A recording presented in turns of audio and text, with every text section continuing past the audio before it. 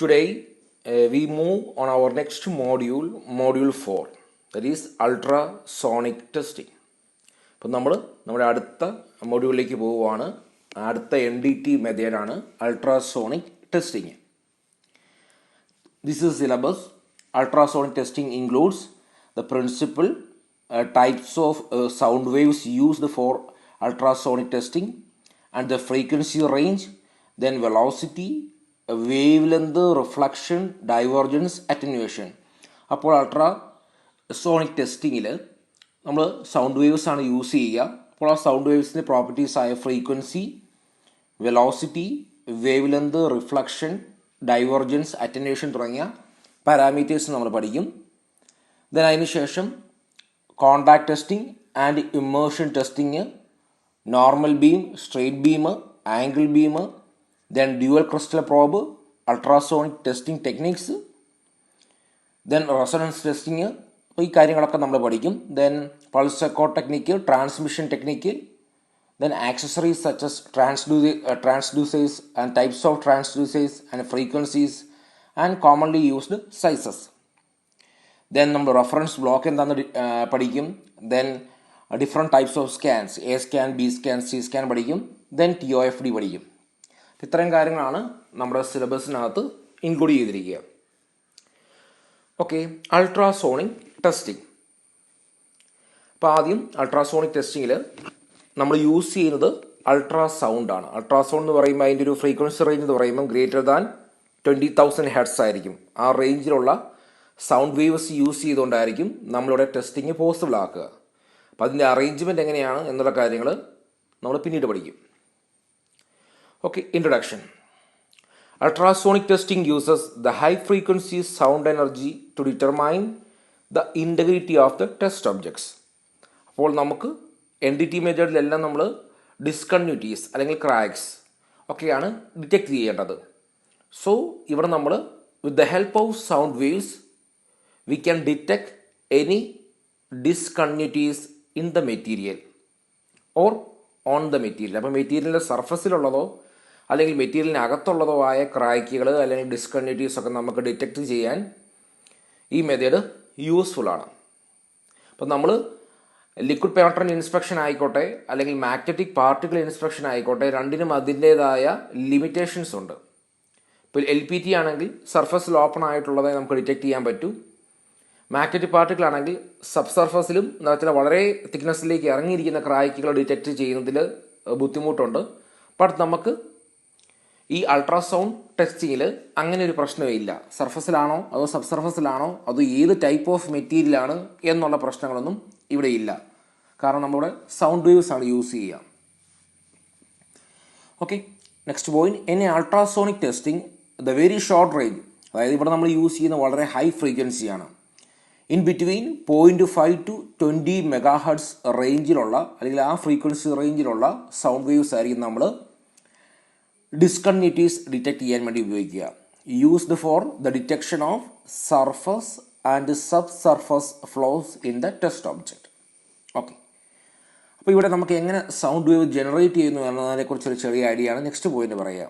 The ultrasonic waves are usually generated with the help of A piezo electric material and the principle is piezoelectric effect, which converts the electrical energy to mechanical energy. അപ്പോൾ piezo electric മെറ്റീരിയലിലേക്ക് നമ്മളൊരു electrical supply കൊടുത്താൽ corresponding ആയിട്ടൊരു mechanical conversion ഉണ്ടാകുന്നു. അപ്പോൾ അതിൻ്റെ ബേസിലാണ് നമ്മൾ sound waves generate ചെയ്യുക. ആ സൗണ്ട് വേവ്സ് യൂസ് ചെയ്തുകൊണ്ടാണ് നമ്മൾ ടെസ്റ്റിങ് പോസിബിൾ ആക്കുക. അപ്പോൾ ഇവിടെ നമ്മൾ യൂസ് ചെയ്യുന്ന പീസോ ഇലക്ട്രിക് മെറ്റീരിയൽ എന്ന് പറയുന്നത് quartz ക്രിസ്റ്റലാണ്.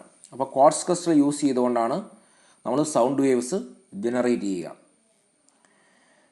Then UT, which is applicable to most materials, metallic and non-metallic. ഇവിടെ നമുക്ക് മെറ്റാലിക് ആണോ നോൺ മെറ്റാലിക് വേണമെന്നോ അല്ലെങ്കിൽ പ്ലാസ്റ്റിക്കോ വുഡോ അല്ലെങ്കിൽ എന്താ പറയുന്നത് പോറസ് മെറ്റീരിയലോ എന്ത് വേണമെങ്കിലും നമുക്ക് യൂസ് ചെയ്യാം. Ultrasonic testing uses high frequency sound energy to conduct examination. നമ്മൾ നേരത്തെ പറഞ്ഞായിരുന്നു വളരെ ഹൈ ഫ്രീക്വൻസിയിലുള്ള സൗണ്ട് വേവ്സ് യൂസ് ചെയ്തുകൊണ്ടാണ് നമ്മളിവിടെ ടെസ്റ്റിംഗ് പോസിബിൾ ആക്കുക. Then this inspection method can be used on a wide variety of material forms including casting, forging, welding and composites. അപ്പോൾ നമുക്ക് കാസ്റ്റ് ചെയ്യാത്ത പ്രോഡക്റ്റുകൾ അല്ലെങ്കിൽ ഫോർജ് ചെയ്യാത്ത പ്രോഡക്റ്റുകൾ, വെൽഡ് ചെയ്ത പ്രോഡക്റ്റുകൾ, ഇതൊക്കെ നമുക്ക് ടെസ്റ്റ് ചെയ്യാൻ നമുക്ക് സാധിക്കും. അപ്പോൾ ഈ ആപ്ലിക്കേഷൻസൊക്കെ നമ്മൾ പിന്നീട് കാണും. By this method, surface and internal discontinuities such as laps, seams, voids, cracks, blowholes, inclusions and like of bond can be accurately evaluated. അപ്പം ഈ കാണുന്ന എല്ലാം ലാപ്സ്, സീംസ്, വോയിഡ്സ്, ക്രാക്സ് ഇതെല്ലാം ഡിസ്കണ്ടിന്യൂറ്റീസ് ആണ്, അല്ലെങ്കിൽ ഡിഫക്റ്റുകളാണ് ആ മെറ്റീരിയലിനകത്തുള്ളത്. അപ്പോൾ ആ ഡിഫക്റ്റുകളൊക്കെ നമുക്ക് ഡിറ്റക്റ്റ് ചെയ്യാൻ ഈ ഒരു UT മെത്തേഡ് എന്ന് പറയുന്നത് നമുക്ക് സ്യൂട്ടബിളാണ്. The selection of actual frequency depends upon the roughness of the surface, grain size of the material and dimension of the flow. അപ്പോൾ നമ്മളിവിടെ യൂസ് ചെയ്യുന്ന ഫ്രീക്വൻസി റേഞ്ച് നമ്മൾ പറഞ്ഞു അൾട്രാസോണിക് റേഞ്ചിലുള്ള ഫ്രീക്വൻസിയാണ് നമ്മൾ യൂസ് ചെയ്യുന്നത്. പക്ഷെ അത് എത്ര വേണം എന്നുള്ളത് തീരുമാനിക്കുന്നത് ആപ്ലിക്കേഷനെ ആശ്രയിച്ചിരിക്കും എന്നുള്ളത്.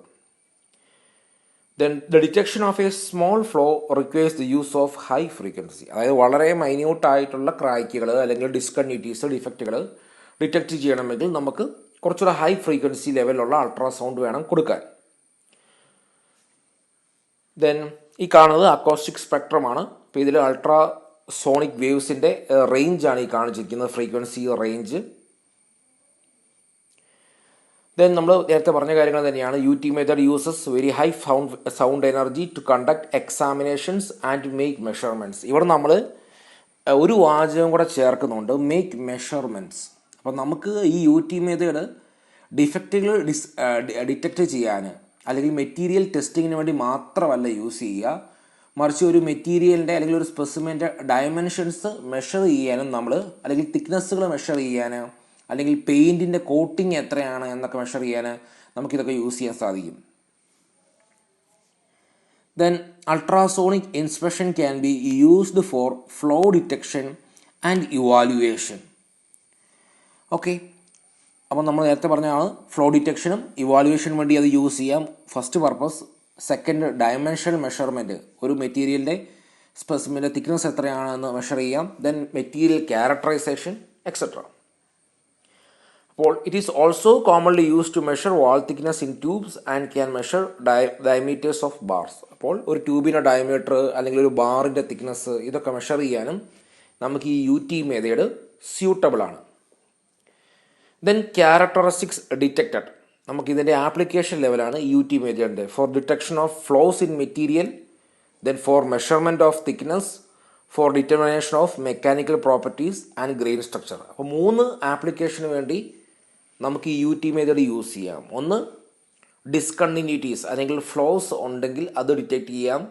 പിന്നെ ഒരു മെറ്റീരിയലിൻ്റെ അല്ലെങ്കിൽ ഒരു സ്പെസിമെൻ്റെ മെഷർമെൻറ്റുകളോ ഡയമീറ്ററോ തിക്നെസ്സോ മെഷർ ചെയ്യാൻ നമുക്ക് ഉപയോഗിക്കാം. പിന്നെ ആ മെറ്റീരിയലിൻ്റെ മെക്കാനിക്കൽ പ്രോപ്പർട്ടീസ്, ഗ്രെയിൻ സ്ട്രക്ചർ, അത് പർപ്പസിന് വേണ്ടി നമുക്ക് ഈ ഒരു മെത്തേഡ് സ്യൂട്ടബിളാണ്. Then basic principle of ultrasound testing.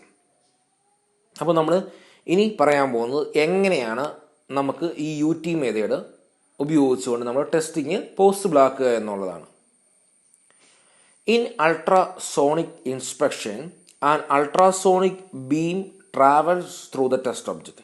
അപ്പോൾ നമുക്കിവിടെ ഏത് ഒബ്ജക്റ്റാണോ ടെസ്റ്റ് ചെയ്യേണ്ടത് ആ ഒബ്ജക്റ്റിൽ കൂടെ നമ്മൾ സൗണ്ട് വേവിനെ കടത്തിവിടുന്നു, അല്ലെങ്കിൽ അൾട്രാസോണിക് വേവിനെ കടത്തിവിടുന്നു. ഇനി എന്തെങ്കിലും രീതിയിൽ an internal defect such a crack interrupts the beam and reflects a back portion of the ultrasonic energy. എങ്ങനെയാണെന്ന് നമുക്ക് ഒരു ഡയഗ്രാം നോക്കി ആദ്യം മനസ്സിലാക്കാം, എന്നിട്ട് നമുക്ക് ഈ കാര്യങ്ങളിലേക്ക് തിരിച്ചു വരാം. ഇവിടെ ലെഫ്റ്റ് സൈഡിലെ ഡയഗ്രാം നോക്കുക. നമുക്കിവിടെ ഒരു ട്രാൻസ്ഡ്യൂസർ ഉണ്ട്. ട്രാൻസ്ഡ്യൂസർ എന്ന് പറഞ്ഞാൽ നമ്മുടെ പീസോ ഇലക്ട്രിക് മെറ്റീരിയൽ തന്നെയാണ്. നമുക്കൊരു ഇലക്ട്രിസിറ്റി കൊടുത്തു കഴിഞ്ഞാൽ അതൊരു സൗണ്ട് വേവ് ജനറേറ്റ് ചെയ്യുന്നു, അല്ലെങ്കിൽ അത് മെക്കാനിക്കലി വൈബ്രേറ്റ് ചെയ്യുന്നു. അപ്പോൾ ആ വൈബ്രേഷൻ സൗണ്ട് എനർജി ആയിട്ട് ഈ കാണുന്ന നമ്മുടെ ടെസ്റ്റ് സ്പെസിമെനിലേക്ക് ട്രാൻസ്ഫർ ചെയ്യുന്നു. അപ്പോൾ നമുക്ക് ഈ സ്പെസിമെനിൽ ഈ കാണുന്ന രീതിയിൽ ഒരു ക്രായ്ക്കുണ്ട്. അപ്പോൾ നമ്മൾ ഈ ട്രാൻസ്ഡ്യൂസർ, സെൻഡിങ് ട്രാൻസ്ഡ്യൂസർ എന്ന് പറയുന്ന ട്രാൻസ്ഡ്യൂസർ സൗണ്ട് വേവ്സിനെ ഈ ഒരു മെറ്റീരിയലിലേക്ക്, സ്പെസിമെനിലേക്ക് സപ്ലൈ ചെയ്യുന്നു. അപ്പോൾ കുറച്ച് സൗണ്ട് വേവ്സ് ഈ ക്രായ്ക്കിൽ തട്ടി റിഫ്ലക്റ്റ് ചെയ്ത് റിസീവറിലെത്തുന്നു. കുറച്ച് സൗണ്ട് വേവ്സ് താഴത്തെ ഈ ടെസ്റ്റ് സ്പെസിമെൻ്റെ ഒരു ബാക്ക് വാൾ എന്ന് വെച്ചാൽ ഇതാണ് ബാക്ക് വാൾ, അതിൻ്റെ അടിയത്തെ പോർഷൻ, ആ അടിയത്തെ പോർഷനിൽ തട്ടി റിഫ്ലക്റ്റ് ചെയ്ത് റിസീവറിലേക്ക് എത്തുന്നു. ഓക്കെ, അപ്പോൾ ആദ്യം ട്രാൻസ്ഡ്യൂസർ സിഗ്നൽ വിടാൻ നേരത്ത് ആ സിഗ്നൽ ഈ സ്പെസിമെൻ്റെ ഈ സർഫസിൽ ടച്ച് ചെയ്യും, അല്ലെങ്കിൽ സ്പെസിമെൻ്റെ സർഫസിൽ ഇടിക്കുന്നു. അപ്പോഴുണ്ടാകുന്ന ഒരു പൾസാണ് ഈ കാണുന്ന ഇൻട്രൊഡ്യൂസ്ഡ് പൾസ് അല്ലെങ്കിൽ ഇനീഷ്യൽ പൾസ് എന്ന് പറയുന്നത്. അതിൻ്റെ ഇൻറ്റൻസിറ്റിയാണ് ഈ ഹൈറ്റ് എന്ന് പറയുന്നത്. ദെൻ അതിനുശേഷം എഗെയിൻ നമുക്ക് രണ്ട് പീക്കുകൾ കാണാൻ സാധിക്കുന്നു ഈ ഒരു ഡയഗ്രത്തിൽ. ഏതാണ്? ഒന്ന് ഡിഫക്റ്റിൽ നിന്നുണ്ടാകുന്ന റിഫ്ലക്റ്റ് ചെയ്യുന്ന സൗണ്ട് വേവ്, അതിന് നമുക്ക് എക്കോ ഫ്രം ഡിഫക്റ്റ് എന്ന് പറയാം. Next echo from bottom surface. അപ്പം ഞാൻ നേരത്തെ പറഞ്ഞ പോലെ ഇവിടുന്ന് ഡെലിവറി ചെയ്യുന്ന അല്ലെങ്കിൽ ഇവിടുന്ന് വിടുന്ന സൗണ്ട് വേവ്സിൽ ഒരു ചെറിയ പോർഷൻ ഈ ക്രാക്കിൽ തട്ടി റിഫ്ലക്റ്റ് ചെയ്ത് റിസീവറിലേക്ക് പോകുന്നു. പിന്നെ വേറൊരു പോർഷൻ ഈ ബോട്ടം സർഫസിൽ തട്ടി റിഫ്ലക്റ്റ് ചെയ്ത് റിസീവറിലേക്ക് പോകുന്നു. ഇനി ഇതും രണ്ടും റിസീവറിലെത്തുന്ന ടൈം ഡിഫറൻ്റ് ആണ്. കാരണം ഡിഫക്റ്റാണ് കുറച്ച് മുകളിലിരിക്കുന്നത്, അതുകൊണ്ട് ഡിഫക്റ്റിൽ തട്ടി റിഫ്ലക്റ്റ് ചെയ്ത് റിസീവറിലെത്തുന്ന സൗണ്ട് വേവ് പെട്ടെന്നെത്തും. അതിന് വേണ്ട ടൈം എന്ന് പറഞ്ഞാൽ കുറച്ച് ടൈം കൊണ്ടെത്തും. പക്ഷേ ഈ താഴത്തെ സർഫസിൽ തട്ടുന്ന വേവ് ഇത്രയും ദൂരം സഞ്ചരിച്ച് താഴെ വന്ന് തട്ടി ദെൻ ആണ് റിസീവറിലേക്ക് അത് റിഫ്ലക്റ്റ് ചെയ്ത് പോവുക. ഓക്കെ, അതേസമയം ഡിഫക്റ്റിൻ്റെ എക്കോ എന്ന് പറഞ്ഞാൽ ഇത്രയും ദൂരം അതിന് സഞ്ചരിച്ചാൽ മതി. ഓക്കെ, അപ്പോൾ അതുകൊണ്ട് ആദ്യം ഉണ്ടാകുന്ന ആ ഒരു എക്കോ എന്ന് പറയുന്നത് അല്ലെങ്കിൽ സിഗ്നൽ എന്ന് പറയുന്നത് ഡിഫക്റ്റിൻ്റെയാണ്. ദെൻ അതിനുശേഷം നമുക്ക് ബോട്ടം സർഫസിൻ്റെ ആ ഒരു സിഗ്നൽ കിട്ടുന്നു. അപ്പോൾ ഈ ടൈമിൽ നിന്ന് നമുക്ക് മനസ്സിലാകുന്നു ഡിഫക്റ്റ് ഏതൊരു പൊസിഷനിലാണ്. ഇപ്പോൾ ഡിഫക്റ്റ് ഈ ഒരു പൊസിഷനിലായിരുന്നുവെങ്കിൽ നമുക്ക് റിസീവ് ചെയ്യുന്ന ടൈം കുറവാണ്. എഗെയിൻ ഡിഫക്റ്റ് ഈ ഒരു ബോട്ടം സർഫസിനോട് ചേർന്നാണെങ്കിൽ ഈ ഡിഫക്റ്റിൻ്റെ ആ ഒരു പൊസിഷൻ എന്ന് പറയുന്നത്, ആംപ്ലിറ്റ്യൂഡ് എന്ന് പറയുന്നത് ഈ ബോട്ടം സർഫസിന് അടുത്തായിട്ട് വരും. അപ്പോൾ കാരണം അത് സിഗ്നൽ എത്ര സമയം കൊണ്ട് റിസീവ് ചെയ്യുന്നു എന്നതിനെ ആശ്രയിച്ചാണ് നമുക്ക് ഈ പീക്കുകളുടെ പൊസിഷൻ വരിക. ഇനി പീക്കുകളുടെ ആംപ്ലിറ്റ്യൂഡ് എന്ന് പറയുന്നത് തീരുമാനിക്കുന്നത് എത്ര എമൗണ്ട് എനർജിയാണ് അല്ലെങ്കിൽ എത്ര എമൗണ്ട് സൗണ്ട് എനർജിയാണ് റിഫ്ലക്റ്റ് ചെയ്ത് റിസീവറിലെത്തുന്നത് എന്നുള്ളതാണ്. ഫോർ എക്സാമ്പിൾ, ഈ ക്രായ്ക്ക് ഒരു വലിയ ക്രായ്ക്കാണ് എന്ന് കരുതുക. അങ്ങനെയെങ്കിൽ ഈ സെൻഡിങ് ട്രാൻസ്ഡ്യൂസറിൽ നിന്ന് വരുന്ന വേവ്സ്, സൗണ്ട് വേവ്സിനെ ഒരു മേജർ പോർഷനും റിഫ്ലക്റ്റ് ചെയ്ത് റിസീവറിലേക്ക് എത്തുന്നു. അപ്പോഴെന്ത് സംഭവിക്കുന്നു? ഈ ഡിഫക്റ്റിൻ്റെ എക്കോ അല്ലെങ്കിൽ ഡിഫക്റ്റ് മൂലം ഉണ്ടാകുന്ന ആ ഒരു പീക്കിൻ്റെ ആംപ്ലിറ്റ്യൂഡ് എന്ന് പറയുന്നത് ഹൈ ആയിരിക്കും. ഈ കേസിൽ ഡിഫക്റ്റ് തീരെ ചെറുതായതുകൊണ്ടാണ് ഡിഫക്റ്റ് മൂലം ഉണ്ടാകുന്ന ഈ ഒരു പീക്കിൻ്റെ ആംപ്ലിറ്റ്യൂഡ് ചെറുതായിരിക്കുക. ഓക്കെ, മറിച്ച് ഒരു മേജർ പോർഷനും ഈ ബാക്ക് സർഫേസിൽ തട്ടിയിട്ടാണ് റിസീവറിലേക്ക് പോകുന്നത്. അതുകൊണ്ടാണ് അതിൻ്റെ പീക്ക് വലുതായിട്ടിരിക്കുന്നത്. ഓക്കെ, അപ്പോൾ ഇതാണ് ശരിക്കും അൾട്രാ സൗണ്ട് ടെസ്റ്റിങ് അല്ലെങ്കിൽ അൾട്രാസോണിക് ടെസ്റ്റിംഗ് മെത്തേഡിൻ്റെ ബേസിക് പ്രിൻസിപ്പിൾ എന്ന് പറയുന്നത്. നമുക്ക് പല അറേഞ്ച്മെൻ്റ് ഉണ്ട്, എങ്കിലും ഒരു ബേസിക് പ്രിൻസിപ്പിൾ എന്ന് പറയുമ്പോൾ നമുക്കൊരു സൗണ്ട് വേവ്സിനെ നമ്മൾ സ്പെസിമെനിലേക്ക് കൊടുക്കുന്നു. ദെൻ ആ സൗണ്ട് വേവ് ആ സ്പെസിമെൻ്റെ ബാക്ക് സൈഡിൽ തട്ടി ഇത് റിഫ്ലക്റ്റ് ചെയ്ത് റിസീവറിലേക്ക് പോകുന്നു. നമുക്ക് സിഗ്നൽ ഈ കാണുന്ന രീതിയിൽ നമുക്കൊരു ഡിസ്പ്ലേ കിട്ടുന്നു. ഇനി ഇൻ കേസ് എവിടെയെങ്കിലും ക്രാക്ക് ഉണ്ടെങ്കിൽ നമുക്ക് അഡീഷണലായിട്ട് ഒരു പീക്കും കൂടെ ക്രിയേറ്റ് ചെയ്യുന്നു. ആ പീക്കിന് കാരണം ആ ക്രാക്കിൽ തട്ടി സൗണ്ട് വേവ് റിഫ്ലക്റ്റ് ചെയ്ത് റിസീവറിലേക്ക് പോകുന്നത് കൊണ്ടാണ്. ഇനി നമ്മൾ ശ്രദ്ധിക്കേണ്ട രണ്ട് കാര്യങ്ങളുണ്ട്. ഈ ഉണ്ടാകുന്ന പീക്കുകൾ, അതായത് ബാക്ക് സർഫസ് അല്ലെങ്കിൽ ബോട്ടം സർഫസിൻ്റെ പീക്കായാലും അതല്ലെങ്കിൽ ഡിഫക്റ്റിൻ്റെ മൂലം ഉണ്ടാകുന്ന ആ ഒരു പീക്കായാലും അതിൻ്റെ ആംപ്ലിറ്റ്യൂഡ് തീരുമാനിക്കുന്നത് എത്ര എമൗണ്ട് എനർജിയാണ് റിസീവറിൽ എത്തുന്നത്. അതായത് ഈ ക്രാക്കിൽ നിന്ന് ഡിഫ്ലക്റ്റ് ചെയ്ത് എത്ര എമൗണ്ട് എനർജി എത്തുന്നുണ്ട്, അതുപോലെ ബോട്ടം സർഫേസിൽ നിന്ന് റിഫ്ലക്റ്റ് ചെയ്ത് എത്ര എമൗണ്ട് എനർജി റിസീവറിലേക്ക് എത്തുന്നുണ്ട് എന്നതിൻ്റെ ബേസിലാണ് അതിൻ്റെ ആംപ്ലിറ്റ്യൂഡ്. ഇനി ക്രാക്കിൽ തട്ടി ഒരു മേജർ പോർഷനും റിസീവറിലേക്ക് എത്തുന്നുണ്ടെങ്കിൽ റിസീവറിൻ്റെ ആംപ്ലിറ്റ്യൂഡ് കുറച്ച് കൂടുതലായിരിക്കും ആസ് കമ്പയർഡ് ടു ഇനീഷ്യൽ പൾസിനോട് ഏകദേശം ചേർന്നിരിക്കുന്ന ഒരു ആംപ്ലിറ്റ്യൂഡ് വരും. ഇനി ക്രാക്ക് വളരെ ചെറുതാണെങ്കിൽ, നമ്മൾ ഈ കാണുന്ന സ്കീമാറ്റിക്കിലെ പോലെ ചെറുതാണെങ്കിൽ ഈ കാണുന്ന രീതിയിൽ ആംപ്ലിറ്റ്യൂഡും ചെറുതായിരിക്കും. ഇനി അടുത്ത കാര്യം എന്ന് പറഞ്ഞാൽ ഈ കാണുന്ന പൾസുകൾ അല്ലെങ്കിൽ ഈ കാണുന്ന പീക്കുകളുടെ പൊസിഷനാണ്.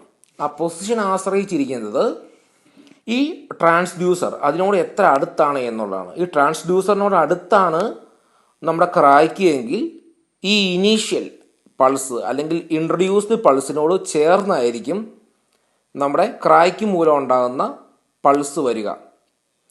ഇനി ഈ ഡിഫക്റ്റ് ഈ ബോട്ടം സർഫസിനോട് ചേർന്നാണെങ്കിൽ ഈ ബോട്ടം സർഫസിൽ ഉണ്ടാകുന്ന പൾസിനോട് ചേർന്നൊരു പൾസായിരിക്കും നമ്മുടെ ക്രാക്കിൻ്റെ പൾസ് വരിക. അപ്പോൾ ഈ പൾസുകളുടെ ലൊക്കേഷൻ എന്ന് പറയുന്നത് ഇത്രയേ ഉള്ളൂ. എത്ര സമയം കൊണ്ട് അത് റിസീവറിൽ എത്തിച്ചേരുന്നു ആ റിഫ്ലക്റ്റഡ് വേവ്സ് എന്നതിനെ ആശ്രയിച്ചാണ് ഈ ടൈം വരിക. അപ്പോൾ നമുക്കിവിടെ നോക്കിയാൽ അറിയാം ഈ ക്രാക്കിൻ്റെ മൂലം ഉണ്ടാകുന്ന ഡിഫക്റ്റ് എന്ന് പറയുമ്പം ഇവിടെ സൗണ്ട് വേവ് ഇവിടെ തട്ടി റിഫ്ലക്റ്റ് ചെയ്ത് പെട്ടെന്ന് തന്നെ റിസീവറിൽ എത്തിച്ചേരുന്നു. അതുകൊണ്ട് തന്നെ നമുക്ക് അതിൻ്റെ പീക്ക് പെട്ടെന്ന് കാണാം. മറിച്ച് ബാക്ക് സർഫസിലേക്ക് പോകുന്ന അല്ലെങ്കിൽ ബോട്ടം സർഫസിലേക്ക് പോകുന്ന ആ വേവ് ഇത്രയും ദൂരം സഞ്ചരിച്ച് ബോട്ടത്തിൽ തട്ടിയതിന് ശേഷമാണ് റിസീവറിൽ എത്തുന്നത്. അതുകൊണ്ട് തന്നെ അതിൻ്റെ സിഗ്നൽ എന്ന് പറയുന്നത് ഈ ഡിഫക്റ്റ് മൂലം ഉണ്ടായ സിഗ്നൽ കഴിഞ്ഞിട്ടേ അത് ഉണ്ടാകത്തുള്ളൂ. അപ്പോൾ ആ കാര്യം ഓർത്തിരിക്കുക. ഓക്കെ, ദെൻ ഇവിടെ നമ്മൾ ഒരു സൗണ്ട് വേവ് യൂസ് ചെയ്തു. ഇനി ആ സൗണ്ട് വേവ് യൂസ് ചെയ്തുകൊണ്ട് നമ്മൾ ഇൻറ്റേർണലായിട്ട് എന്തെങ്കിലും ക്രാക്കോ ഇൻട്രപ്ഷനോ ഉണ്ട് എന്നുള്ളത് നമുക്ക് ഡിറ്റക്റ്റ് ചെയ്യാം. നമ്മൾ കണ്ട പോലെ എവിടെയാണോ ക്രാക്കുള്ളത് ആ ക്രാക്കുള്ള പോർഷൻ ഈ സൗണ്ട് വേവ് തന്ന് തട്ടിയിട്ട് റിഫ്ലക്റ്റ് ചെയ്ത് അത് വേറൊരു ട്രാൻസ്ഡ്യൂസർ റിസീവർ എന്ന് പറയുന്ന ട്രാൻസ്ഡ്യൂസറിലേക്ക് പോകുന്നു. റിസീവർ എന്ത് ചെയ്യുന്നു? ഈ റിസീവർ എന്ന് പറയുന്നതും ഒരു പീസോ ഇലക്ട്രിക് ക്രിസ്റ്റൽ തന്നെയാണ്. അപ്പോൾ തിരിച്ച് ഈ റിസീവറിലേക്ക് ഇത് വരുമ്പോൾ റിസീവർ എന്ത് ചെയ്യുന്നു? ഈ സൗണ്ട് വേവ്സിനെ ദെൻ എഗെയിൻ ഇലക്ട്രിക്കൽ എനർജി ആയിട്ട് കൺവേർട്ട് ചെയ്യുന്നു. ദെൻ അതിൻ്റെ ബേസിലാണ് നമുക്ക് ഇത്തരത്തിലൊരു ഡിസ്പ്ലേ കിട്ടുക. അപ്പോൾ സെൻഡിങ് ട്രാൻസ്ഡ്യൂസർ ചെയ്യുന്നത് ഇലക്ട്രിക്കൽ ടു മെക്കാനിക്കൽ കൺവേർഷൻ ആണ്.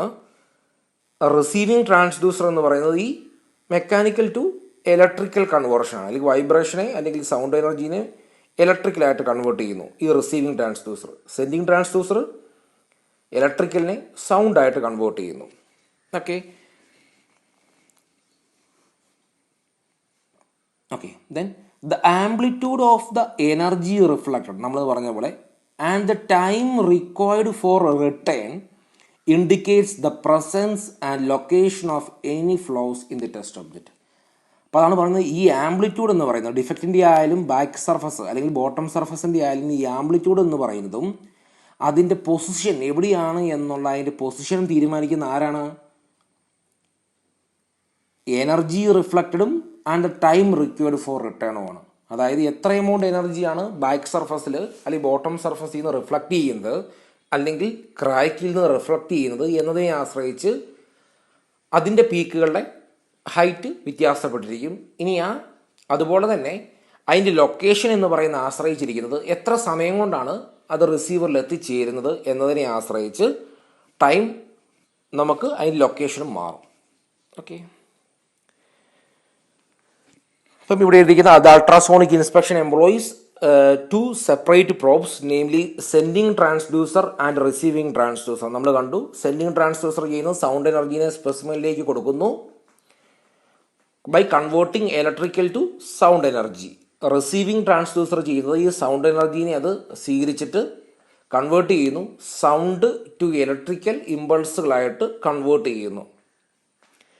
ഓക്കെ, ദെൻ നമ്മൾ ഈ കണ്ട പ്ലോട്ടാണ്. ഈ പ്ലോട്ടിൽ ആ ഒരു ഇൻറ്റൻസിറ്റി, ആ സൗണ്ടിൻ്റെ ഇൻറ്റൻസിറ്റി അല്ലെങ്കിൽ ഓർ ട്രാൻസ്ഡ്യൂസർ വോൾട്ടേജ്, കാരണം ഈ സൗണ്ടിൻ്റെ ഇൻറ്റൻസിറ്റി എത്രയാണോ അതിന് പ്രൊപ്പോർഷണലായിട്ടായിരിക്കും ആ റിസീവിങ് ട്രാൻസ്ഡ്യൂസറിൻ്റെ ഔട്ട്പുട്ട് വോൾട്ടേജ്. അപ്പോൾ അതുകൊണ്ടാണ് ഇവിടെ sound intensity or transducer voltage എന്ന് എഴുതിയിരിക്കുക.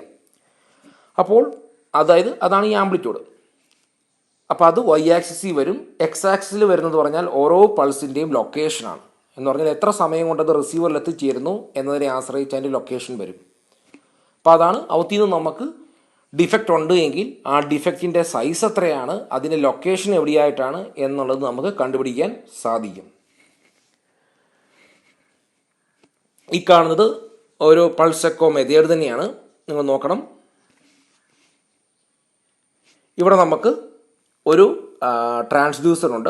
ഈ ട്രാൻസ്ഡ്യൂസർ സെൻഡിങ് ട്രാൻസ്ഡ്യൂസറും റിസീവിങ് ട്രാൻസ്ഡ്യൂസർ എന്ന് പറഞ്ഞ് പല അറേഞ്ച്മെൻ്റ് ഉണ്ടെന്ന് ഞാൻ പറഞ്ഞു. ചിലപ്പോൾ 2 ടൈപ്പ് ഓഫ് ട്രാൻസ്ഡ്യൂസർ വരാം. സെൻഡിങ് ചെയ്യാനും റിസീവർ ചെയ്യാനും ഒന്നും ഉണ്ടാകും. ചില കേസിൽ സെൻഡിങ്ങും റിസീവിങ്ങും ഒരാൾ തന്നെയായിരിക്കും. അപ്പോൾ ഈ കേസിൽ എന്ന് പറയുമ്പോൾ നമുക്ക് സെൻഡിങ്ങും അതുപോലെ തന്നെ റിസീവ് ചെയ്യുന്നതും ഒരൊറ്റ ട്രാൻസ്ഡ്യൂസറാണ്. ഓക്കെ, അപ്പോൾ ഇവിടെ ഈ കാണുന്നതാണ് ഡിഫക്റ്റ്, ഈ കാണുന്നത് നമ്മുടെ സ്പെസിമെൻ ആണ്, ദെൻ ഈ കാണുന്നത് നമ്മുടെ ട്രാൻസ്ഡ്യൂസറാണ്. ഇനി എന്താണ് സംഭവിക്കുന്നത് നോക്കാം. ഈ കാണുന്ന രീതിയിൽ ഇനീഷ്യൽ ഒരു പൾസ് വന്നു, അതിനുശേഷം അത് റിട്ടേൺ ചെയ്ത് ട്രാൻസ്ഡ്യൂസറിലേക്ക് പോയി. അപ്പോൾ നമുക്ക് ഒരു സിഗ്നൽ കിട്ടി. ഈ സിഗ്നൽ എന്ന് പറയുന്നത് ബോട്ടം സർഫസിൽ തട്ടി റിഫ്ലക്റ്റ് ചെയ്ത് വരുന്നത് മൂലം ഉണ്ടാകുന്ന പൾസാണ്. ഓക്കെ, അപ്പോൾ ഇതുണ്ടോ, ഈ എക്സ് എന്ന് പറയുന്ന ഈ ഒരു ദൂരം എന്തിനെ ആശ്രയിച്ചിരിക്കുന്നു? ഈ പീക്ക് നമുക്ക് കാണുന്ന ഈ ഒരു ദൂരത്തെ ആശ്രയിച്ചിരിക്കുന്നു. അപ്പോൾ അതായത് ഇവിടുന്ന് ഒരു സൗണ്ട് വേവ് വന്നു ഈ ബോട്ടം സർഫസിൽ വന്ന് തട്ടി എഗെയിൻ തിരിച്ചു പോകുന്നു. അപ്പോൾ ടോട്ടൽ ദൂരം ആ വേവ് സഞ്ചരിച്ചത് 2x ആണ്. കാരണം ഈ ഒരു സ്പെസിമെൻ്റെ തിക്നെസ് എന്ന് പറയുന്നത് എക്സ് ആയതുകൊണ്ട് 2x ദൂരമാണ്. അപ്പോൾ ഈ 2x ദൂരം സഞ്ചരിച്ചു. അപ്പോൾ ഇത് സൗണ്ട് എനർജിയാണ്, അതിൻ്റെ വെലോസിറ്റി നമുക്കറിയാമെങ്കിൽ ഓക്കെ, നമുക്കറിയാം ഡിസ്റ്റൻസ് എന്ന് പറഞ്ഞാൽ എന്താണ്? ഡിസ്റ്റൻസ് എന്ന് പറഞ്ഞാൽ വെലോസിറ്റി ഇൻറ്റു ടൈമാണ്. കാരണം വെലോസിറ്റി മീറ്റർ പെർ സെക്കൻഡ് ആണ്, ഇൻറ്റു ടൈം എന്ന് പറയുന്നത് സെക്കൻഡാണ്. അപ്പോൾ അതും പോയാൽ നമുക്ക് ഡിസ്റ്റൻസ് മീറ്റർ കിട്ടും. അപ്പോൾ നമുക്ക് സൗണ്ടിൻ്റെ വെലോസിറ്റി അറിയാം. ഓക്കെ, അതുപോലെ തന്നെ എത്ര സമയം കൊണ്ടാണ് ഈ വേവ് തിരിച്ചെത്തി, അതായത് ഇനീഷ്യലി വേവ് വിട്ടു അതിനുശേഷം എഗെയിൻ തിരിച്ചു വന്നത് എത്ര സമയം കൊണ്ടാണ് നമുക്കറിയാം. അങ്ങനെയെങ്കിൽ നമുക്ക് ആ ഡിസ്റ്റൻസ് കാൽക്കുലേറ്റ് ചെയ്യാം. അതായത് വേവ് ഇനീഷ്യലി ഇവിടുന്ന് വന്ന് ഈ സ്പെസിഫിനിൽ കൂടെ കടന്നു പോയി താഴെ വന്ന് റിഫ്ലക്റ്റ് ചെയ്ത് എഗെയിൻ ഈ ട്രാൻസ്മിറ്റർ റിസീവ് ചെയ്തു. അതായത് 2x equal to velocity of the sound into time. അതായത് 2x equal to velocity of the sound into time ആണ്. അപ്പോൾ അതിൽ ടൈം എന്ന് പറയുമ്പോൾ ഇനീഷ്യലി അത് വിട്ടു, ഇനീഷ്യലി സൗണ്ട് വേവിനെ വിട്ടു, അത് താഴെ വന്ന് ഇടിച്ച് എഗെയിൻ മുകളിൽ വന്ന് റിസീവ് ചെയ്തു. അപ്പോൾ എത്ര സമയം എടുത്തു എന്നുള്ളത് നമുക്ക് കണ്ടുപിടിക്കാൻ പറ്റും. വെലോസിറ്റി ഓഫ് ദ സൗണ്ട് നമുക്കറിയാം. അങ്ങനെയെങ്കിൽ 2x കിട്ടും. ഔത്തിൽ നമുക്ക് എന്ത് കിട്ടും? ഈ എക്സ് കിട്ടും. എക്സ് കിട്ടിയാൽ ഈ ഒരു മെറ്റീരിയലിൻ്റെ തിക്നെസ് എത്രയാണെന്ന് നമുക്ക് കാണാം.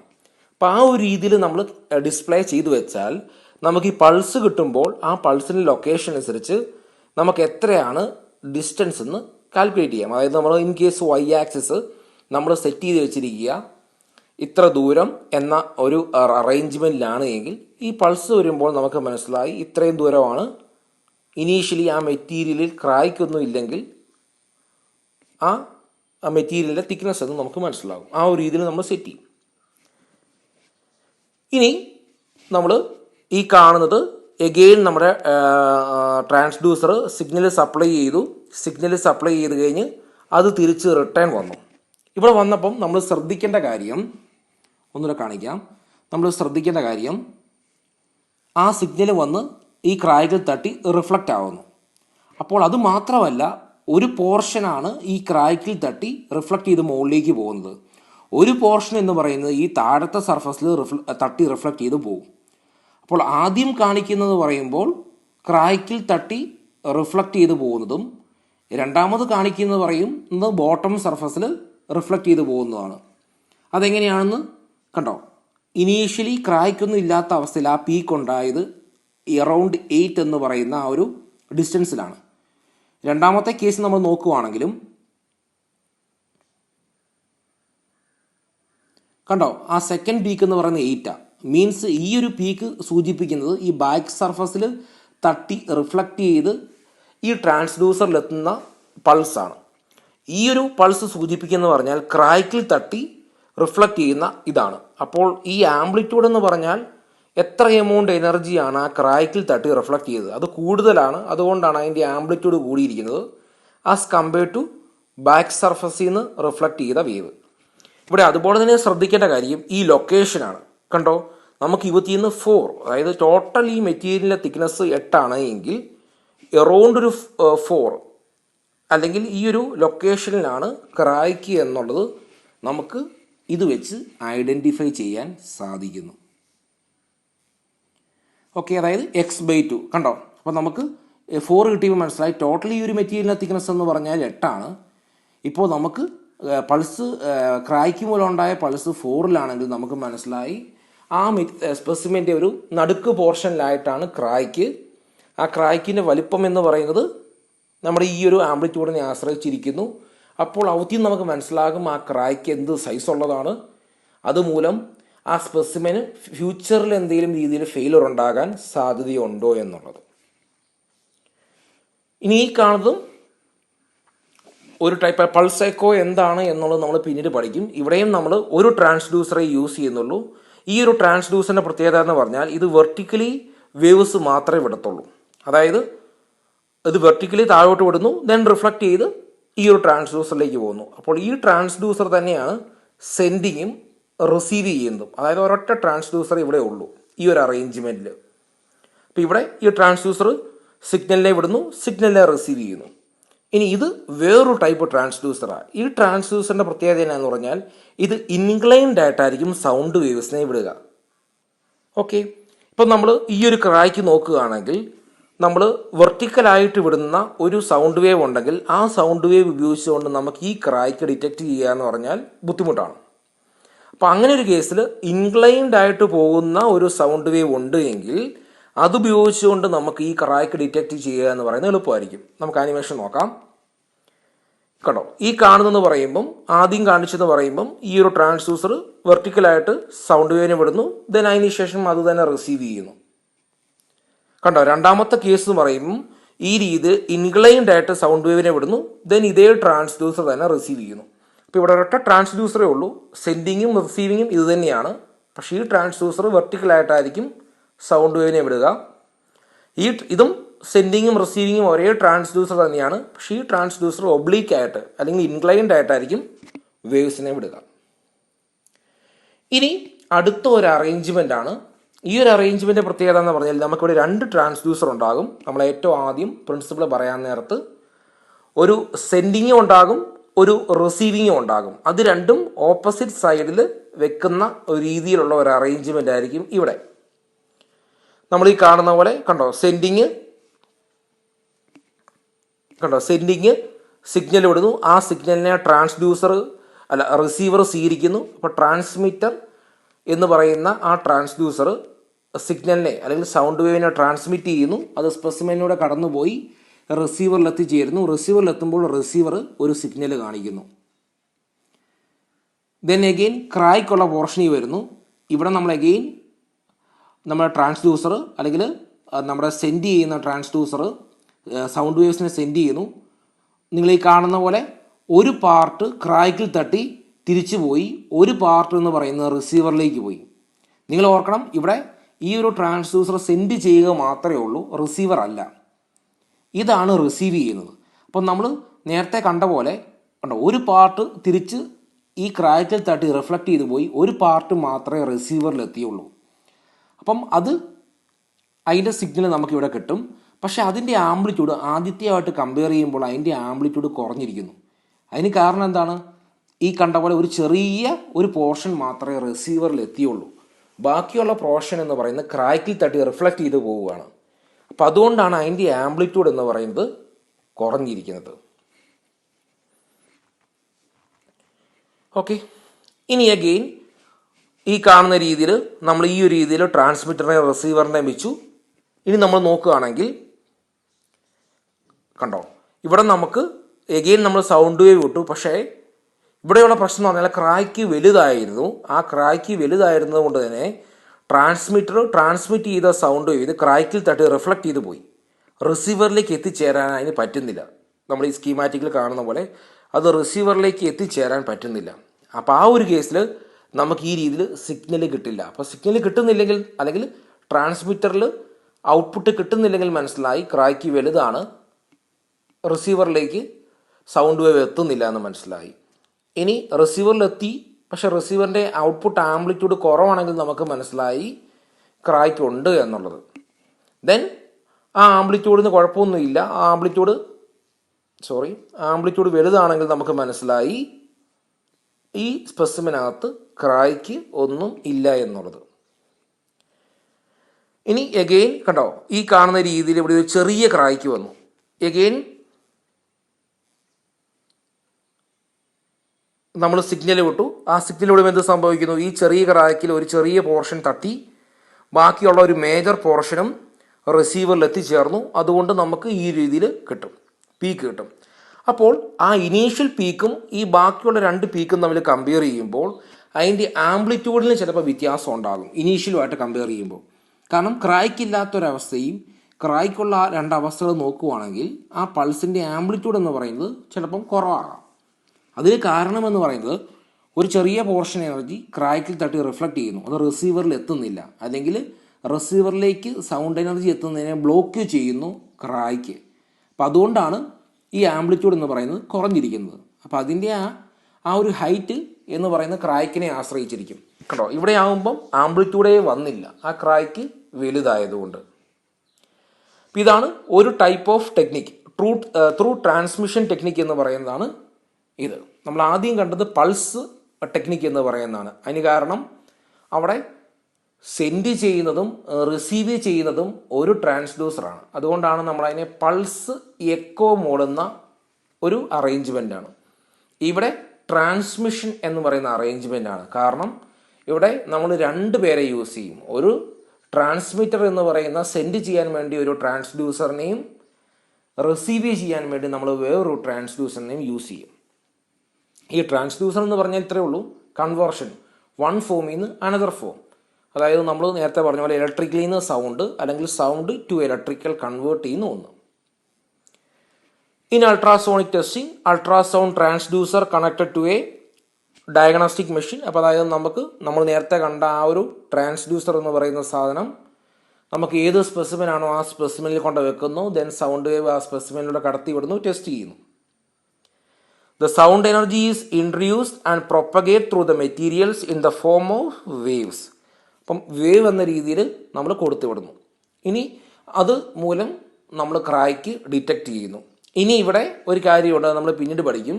ഈ ട്രാൻസ്ഡ്യൂസറിനും സ്പെസിമെനും ഇടയ്ക്ക് നമ്മൾ ചിലപ്പം ഓയിലോ വാട്ടറോ യൂസ് ചെയ്യും. അങ്ങനെ അത് യൂസ് ചെയ്യുമ്പം അതിൻ്റെ പേരാണ് couplet. The transducer is typically separated from the a test object by a couplant, oil or water. അപ്പോൾ നമ്മളിവിടെ സ്പെസിമെനും ഈ ട്രാൻസ്ഡ്യൂസറിനും ഇടയ്ക്ക് മേ ബി ഒരു ഓയിലോ വാട്ടറോ യൂസ് ചെയ്യും. അത് നമ്മൾ പിന്നീട് പഠിക്കും. Then if there is A discontinuity in the wave path, part of the energy will be reflected back from the surface. അപ്പോൾ ആണ് നമ്മൾ കണ്ടത്, ഒരു ക്രാക്ക് ഉണ്ടെങ്കിൽ ആ ക്രാക്ക് ആ എനർജിയുടെ ഒരു പാർട്ട് റിഫ്ലക്റ്റ് ചെയ്യുന്നു, ഒരു പാർട്ട് മാത്രം താഴോട്ട് പോകുന്നു.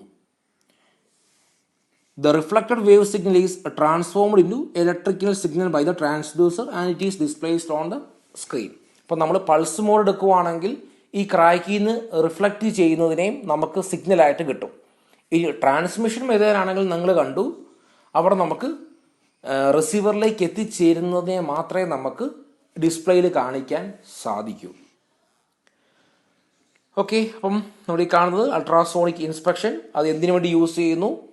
നമുക്ക് സർഫസിലുള്ളത് അല്ലെങ്കിൽ സബ് സർഫസ് മെറ്റീരിയലിനകത്തുള്ളതായിട്ടുള്ള ഡിഫക്റ്റുകൾ നമുക്ക് കണ്ടുപിടിക്കാൻ സാധിക്കുന്നു.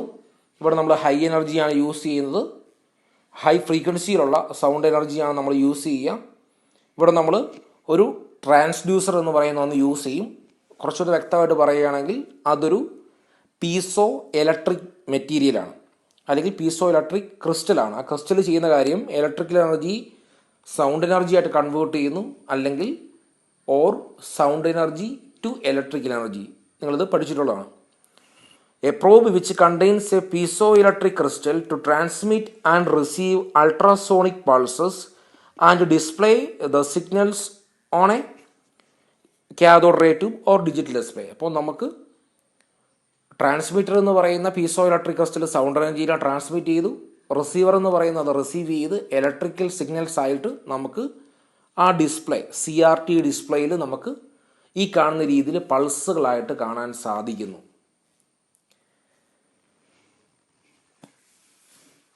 Okay, the actual display relates to the time taken for the ultrasonic pulses to travel the distance to the interface and back. അപ്പം നമ്മൾ നേരത്തെ പറഞ്ഞായിരുന്നു, ഈ പൾസുകൾ കാണാൻ കാരണം റിഫ്ലക്റ്റ് ചെയ്ത് വരുന്നു, അത് എവിടെ നിന്നൊക്കെ ക്രാക്കിൽ നിന്ന് റിഫ്ലക്റ്റ് ചെയ്ത് വരുന്നു, അതുപോലെ ബാക്ക് സർഫസിൽ നിന്ന് റിഫ്ലക്റ്റ് ചെയ്ത് വരുന്നു. അതിൻ്റെ ബേസിലാണ് നമുക്ക് ഈ പൾസുകൾ കാണാൻ സാധിക്കുക. നമ്മൾ ഓൾറെഡി പറഞ്ഞു, ഇവിടെ നമുക്ക് ഒരു കപ്ലൻ്റ് എന്ന് പറയുന്ന ഒന്ന് യൂസ് ചെയ്യാം. ഈ പീസോ ഇലക്ട്രിക് മെറ്റീരിയൽ അല്ലെങ്കിൽ ട്രാൻസ്ഡ്യൂസറിനും സ്പെസിമെനും ഇടയ്ക്ക് നമ്മൾ ഒരു ഓയിലോ വാട്ടറോ യൂസ് ചെയ്യും. നെക്സ്റ്റ് ക്ലാസ്സിൽ നമുക്ക് സൗണ്ട് വേവ്സിൻ്റെ പ്രോപ്പർട്ടികൾ എന്തൊക്കെയാണ് എന്നുള്ളത് ഡിസ്കസ് ചെയ്യാം. Thank you.